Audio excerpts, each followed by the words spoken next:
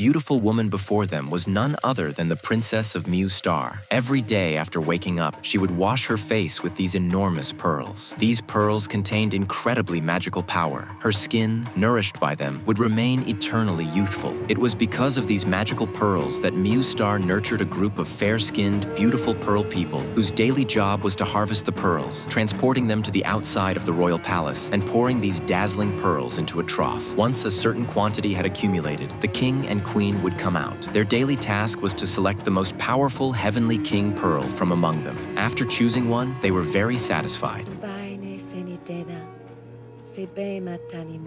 Then the king would hand this powerful pearl to his subordinate, instructing him to give it to the princess. Their day's work was thus completed. Immediately afterward, the princess would bring out a divine beast and feed the pearl to it. As it swallowed the pearl, the next second, the pearl would erupt from its body, continuously falling into the energy pool. The output energy was then transmitted to every corner of the planet. The land of Mu Star became even more fertile as a result. The pearl people lived on Mu Star for countless centuries in this way. But on this day, the princess looked up. Countless fireballs were breaking through the atmosphere. The harmonious life of Mu Star was completely shattered at this moment, and the planet instantly descended into chaos. The king quickly organized his people to go to the shelters. Sensing danger, the princess quickly ran towards the royal palace. The frightened transformation beasts all hid in the caves. When the princess arrived at the royal palace, she found that it was completely empty. She had been abandoned by her people. Meanwhile, the king and his entourage found a recently crashed warship. Ignoring the guards' objections, the king insisted on going inside to investigate. The others waited quietly outside. After observing the surroundings, he didn't detect any danger. The curious people also went inside. Unexpectedly, at that moment, a huge spaceship quickly crashed onto the planet,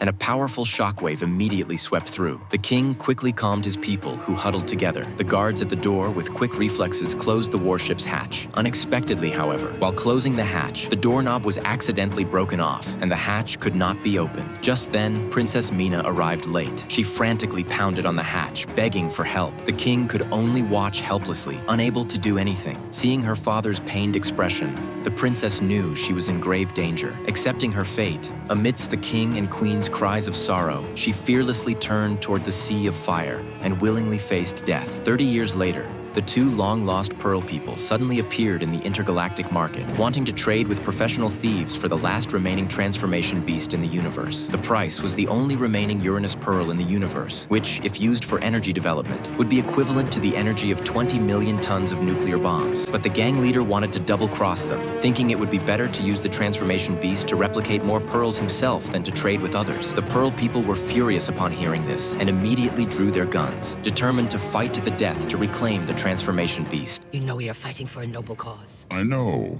and I'm fighting for a noble cause too. Mine. You have 10 seconds to drop your guns. As tensions rose between the two sides, the invisible Ryan intruded into the transaction site. The guard dogs sensed the intruder but couldn't see him. Ryan quietly walked behind the gang leader and aimed his gun at his head. Federal Agent Valerian. Sorry to interrupt this great deal, but I'm also here for a noble cause. It's called the law. Seeing the two pearl people before him, he had a strange feeling of déjà vu. Hey, I'm not running the tea room here. What do you want from me? But he didn't want to waste time. He demanded that they quickly hand over the transformation beast belonging to the Intergalactic Federation. Just then, Ryan's partner, Xiao Mei, also arrived and placed the conversion box on the gang leader's table. Although the gang leader was unwilling, he could only push the transformation beast into the box. After succeeding, Xiao Mei turned and left, and as Ryan was leaving, he casually took the Uranus pearl from the table. This act completely enraged the gang leader. I'll find you, Federal Agent Valerian. Wherever you are in the universe, I'll find you, and I will kill you. However, unexpectedly, as Ryan was about to leave, the fiercely loyal alien dog suddenly pounced, and the scene instantly descended into chaos. Xiaomei noticed Ryan was in danger and quickly reported to the team, and her teammates rushed in to provide support. Ryan took advantage of the chaos to escape the trade fair and quickly fled under the cover of his teammates. But after his intense output, his ammunition quickly ran out. The pursuing Martian dog quickly pounced, and a man was killed there. Meanwhile, Ryan, because his virtual box had been damaged by the alien dog, had one of his arms stuck inside. While he was wandering on the street, he happened to encounter patrolling henchmen. Ryan turned and ran, and the other party didn't waste any words, directly firing countless steel balls. The flying steel balls quickly attached themselves to Ryan's virtual box, the immense weight making it impossible for him to move, and he soon fell to the ground. Seeing the enemy closing in, Ryan, in a moment of desperation, exerted all his strength to lift the virtual box, and then smashed through a manhole cover, then fell down the sewer. After 2.5 years of free fall, he finally landed. But as soon as he landed, he was tricked by a little kid. Ryan quickly took out a steel ball and put it into the child's toy gun. Just then, the gang leader's henchmen arrived,